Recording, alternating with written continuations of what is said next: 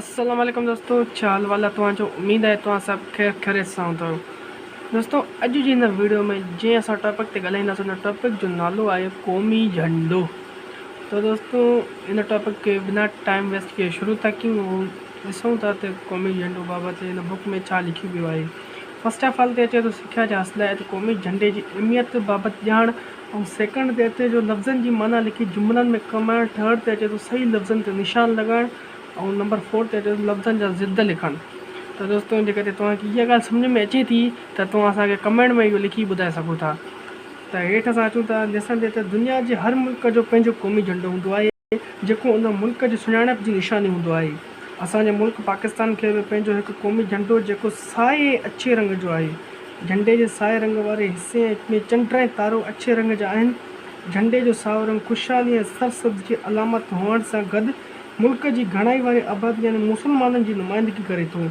अछो रंग अमन जी अलामत हुअण सां गॾु ॿियनि मज़हबनि जे रहाकुनि यानी थोराई वारे जेके थोराई वारा मज़हबनि मतिलबु कि जंहिंजा जेके मुसलमान पाकिस्तान में घणा, उन खां अलावा जीअं हिंदू थी विया, ईसाई, सिख वग़ैरह घणेई मज़हब थी विया, उन्हनि जे लाइ माना त वाइट कलर आहे।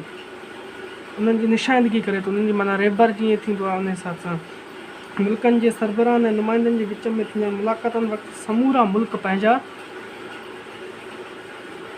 मिनट यार किथे हिन जो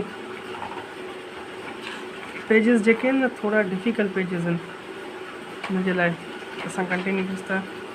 क़ौमी झंडा फरकाईंदा आहिनि उन रीति मुख़्तलिफ़ मुल्कनि में थींदड़ सक़ाफ़ती मेलनि, नुमाइंदनि ऐं आलमी रांदियुनि जे मौक़े ते पिणु मुख़्तलिफ़ मुल्कनि जा झंडा झुलाया वेंदा आहिनि।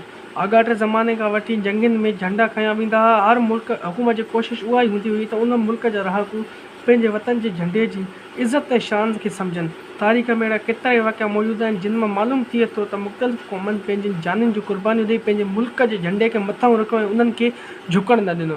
त दोस्तों, हीअ असांजो जेको टॉपिक आहे हिते ई ख़तमु थिए थो। उमेद आहे तव्हांखे पसंदि आयो हूंदो। मिलूं था अगली वीडियो में। अल्लाह हाफ़िज़ दोस्तों।